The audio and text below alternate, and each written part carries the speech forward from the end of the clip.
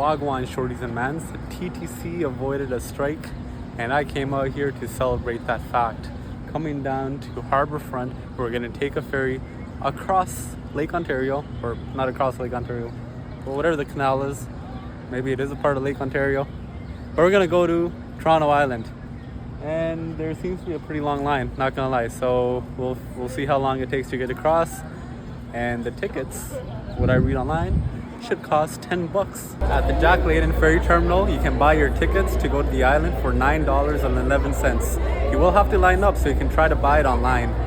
And you can choose to go to any point on the island, whether it be Ward's Island or Center Island or Hanlan's Point.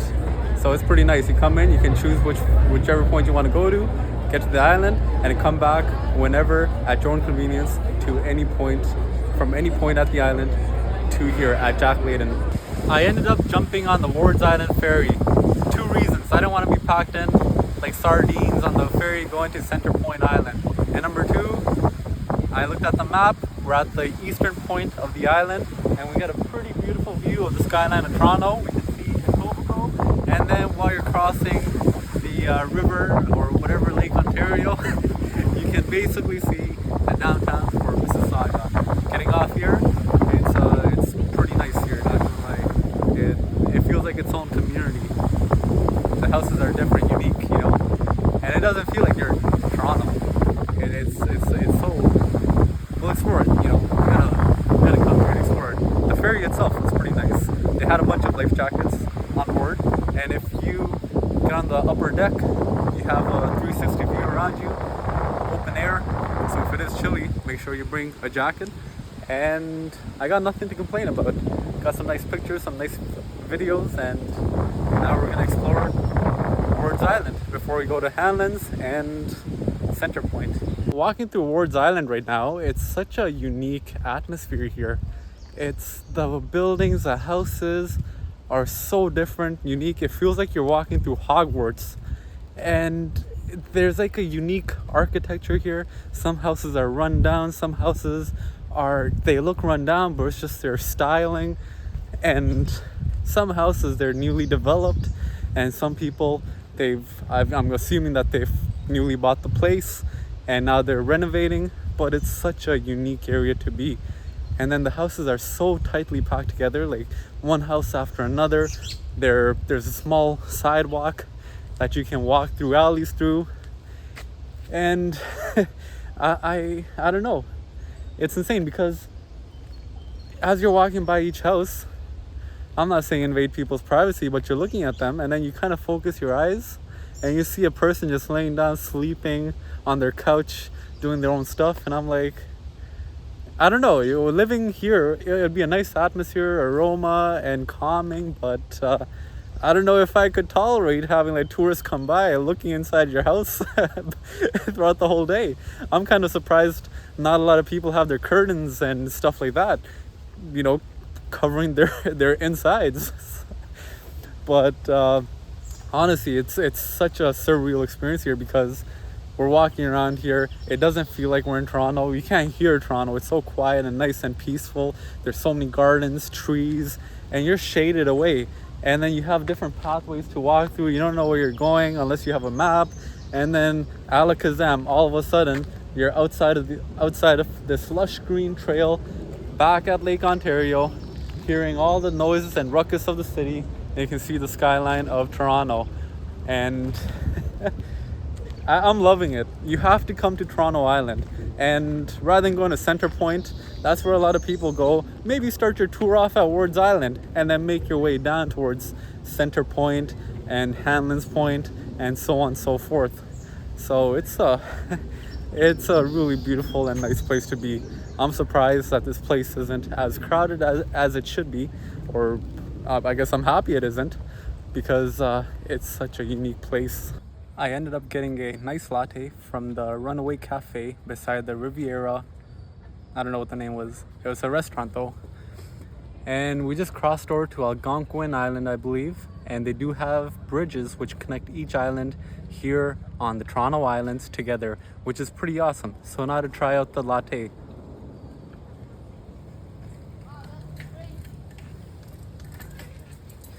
I spent about $5.50 on it.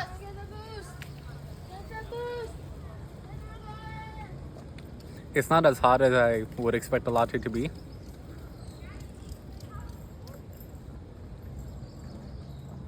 But it tastes like a typical latte, which is good. So I guess you know, if you have $5 to spend on a latte, you might as well get a latte from here, because it doesn't look like there are too many other businesses here selling, you know, food, water, and drinks, or whatever you need.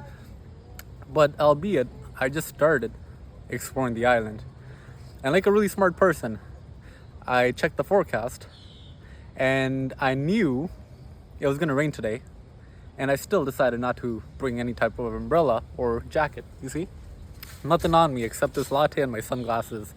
And I don't know why I brought sunglasses if I wasn't gonna be wearing them, but but yeah. So let's see. Let's hope it doesn't start spitting rain. But if it does, I guess I'll get drenched. One interesting fact about the Toronto Islands I learned by being here, by reading the billboards and history of it, is that before the 1950s, the island had a full-time population of 2,000 people, and during the summertime it would go up to 10,000 or a bit more, plus tourists and all that stuff. So who knows how hustling and bustling this island could have been. And where I got this, on the main pathway on Ward's Island, where I got the coffee from, and where I was walking near the boardwalk, they had a hustling and bustling community with a bunch of houses, shops, stores, cinemas, and whatever amenities you would need in a city to thrive in. And near the 50s, the Ontario provincial government wanted to turn the islands into a provincial park for whatever reason, and they ended up tearing down over half of the buildings here, tearing apart the community, forcing them to move away. And yeah, I was looking at the pictures, and it's really unfortunate what happened. And I imagine if the community stayed here, how much different the island could be, especially exploring through the community that we just saw with the houses, the sidewalks, and whatnot. But during the 60s, there were a bunch of protests that took place by younger and older generations, and then the remaining houses that we currently see on the island right now, where the government said, you know what, you guys can stay here. So now the island has, I'm not sure how many people living here now, full time, but it has gone down substantially. And the Ontario provincial government has signed a 99-year lease with the residents of this island, so they can stay here and inhabit the island. I'm not sure what happens after the 99 years, but it's pretty nice though. Not nice knowing the history, but it's nice that the community got to stay for as long as they wanted to.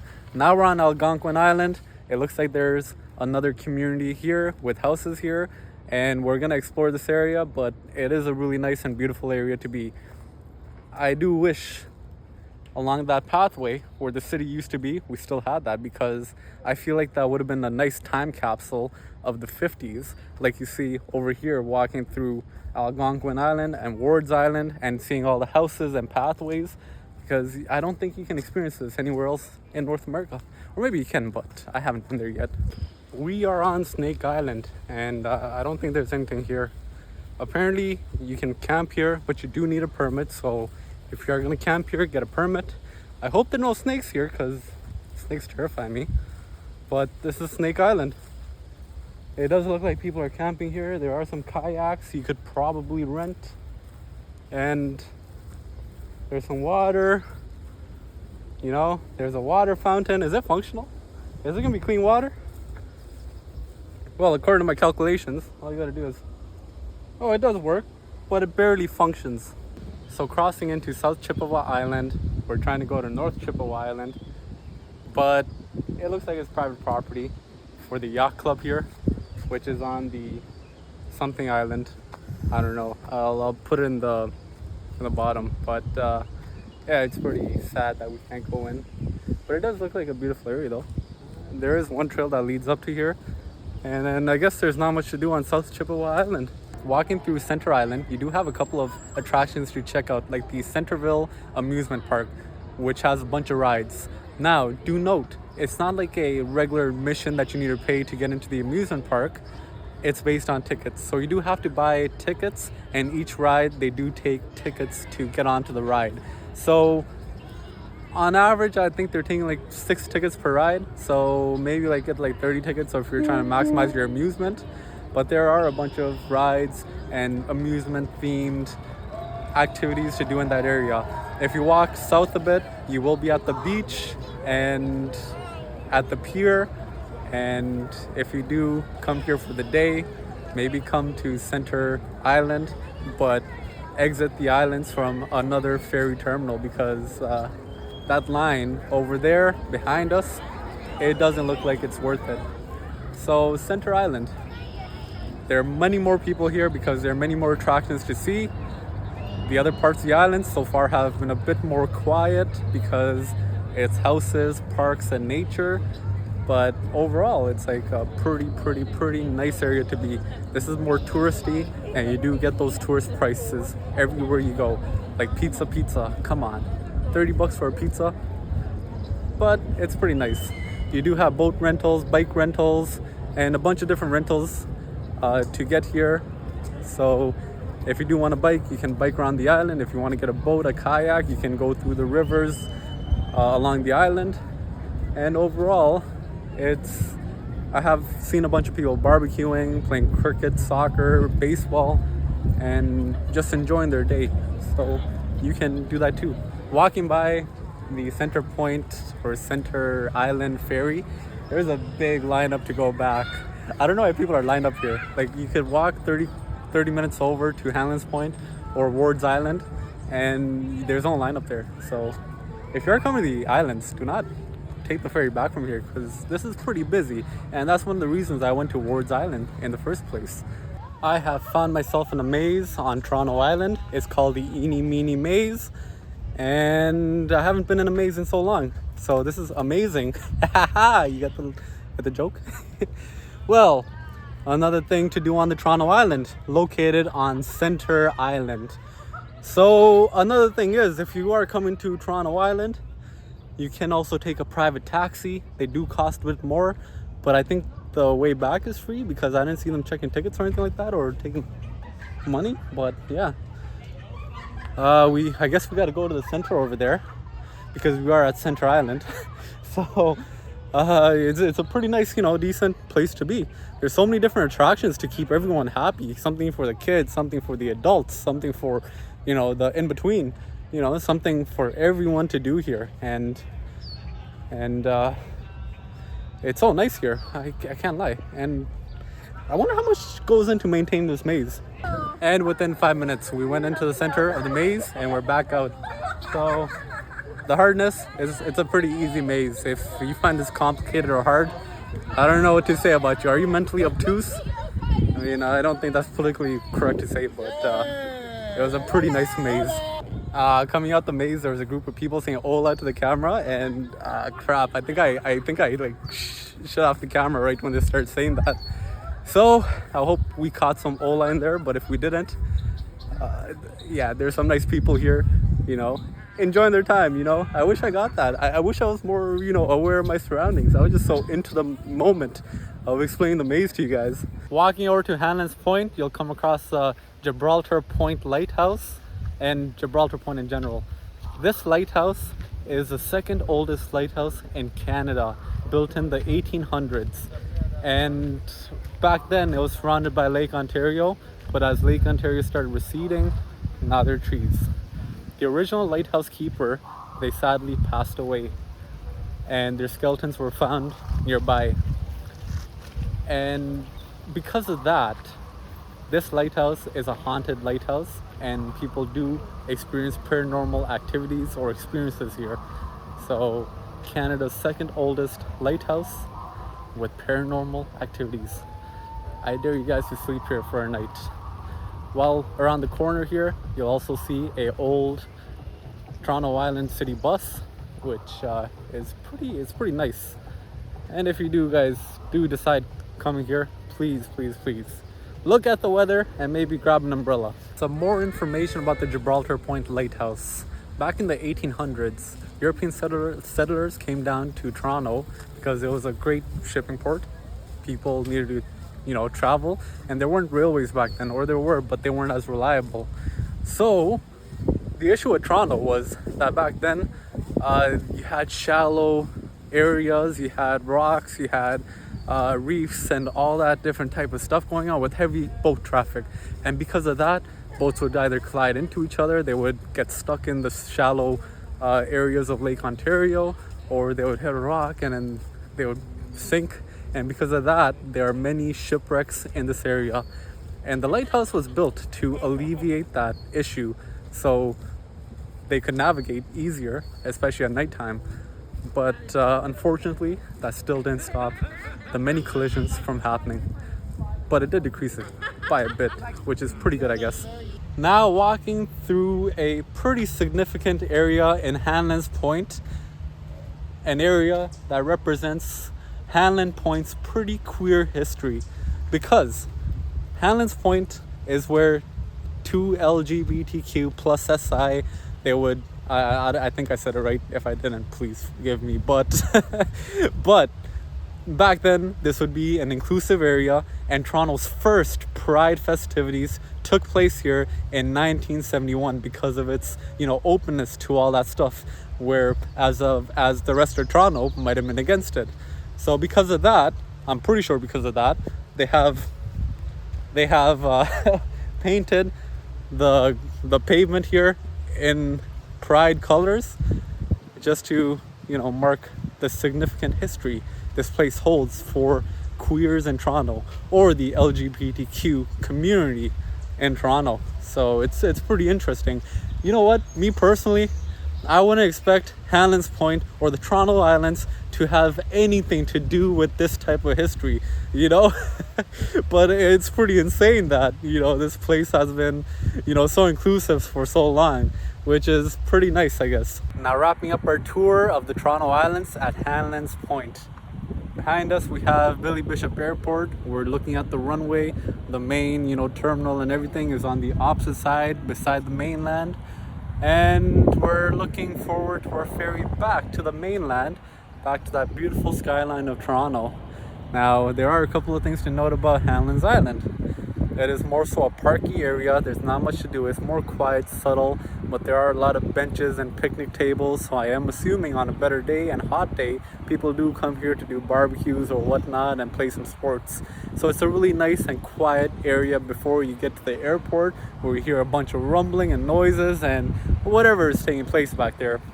Now Center Island and the islands surrounding is the more touristy area of the Toronto Islands. Over there you have an amusement park, you have a bunch of vendors, you have food, you have different types of beaches. Not saying there aren't beaches on Hanlan's or Ward's Island, but it's more noticeable and it's not subtle as the other beaches are, which is pretty nice. And I do expect during the summertime it must get pretty busy there.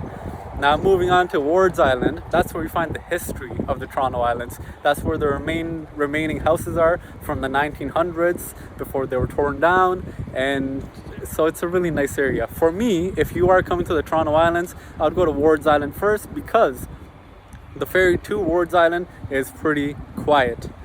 Not a lot of people, and you're not packed in there like sardines. And at Ward's Island, you do get a bunch of history about the Toronto Islands. Walking over towards Center Island, you see a bunch of beaches, a bunch of greenery, and once at Center Island, you can eat food, which might be pricey because it is a tourist area. You can go take a couple of roller coasters or some rides, or go to the beach. And then walking towards Hanlan's, you take the ferry back. And in Hanlan's, you do have a bunch of beaches here too. They're kind of hidden off, so you got to keep an eye open. And Canada's second only nude beaches here too. So if you're into that and you want to go to the beach nude, you can also do that. I was actually speaking to a guy at the nude beach. Well, I went to the entrance of it and I asked the guy if there are any rules to be going to the nude beach. He said there are no rules, but he said it would be more appropriate if you are going to the beach, you should be fully nude. So if you are into that and you want to go fully nude to the beach, go there. If you go there wearing a bathing suit, you might not get a warm welcome. Well, they're not going to talk to you. That's what he told me. So overall, the Toronto Islands is a great place to be. You got to experience it. $9.60, whatever, to come here to the island is a wonderful place to be. You know, for me, it took me 6 hours to explore the whole island. And I would say if you're trying to really maximize your dollar and come here with your family, maybe come here early in the morning and then leave at night. Overall, I'm pretty happy. And you can also take that ferry right there, or the harbor taxi. It does cost a bit more, so we are going to wait for the Toronto Island ferry, which I am hoping comes here to pick me up, because I don't want to walk back to Center Island or Wards Island. If you enjoyed the video, subscribe for more content.